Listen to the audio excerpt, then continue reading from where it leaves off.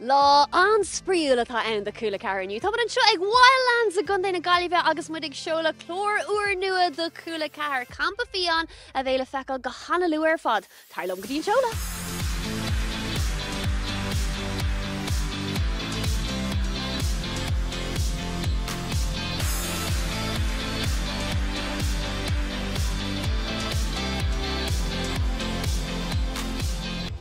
Colm inistum faoin na scileanna ar fád a d'eilm tusa ar Campa Fiáin. Dulum conas a dhéanann tú weaves le ámid agus rinne mé conas china a dhéanamh os gáinneamh agus cloch.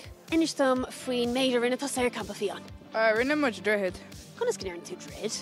Fuair muid gá píosa go ámid agus cur muid sreang sa lordó agus rinne muid droichead as. Agus céann scilas tábhailtaí a d'eilm tusa? Cén chuí china lasú.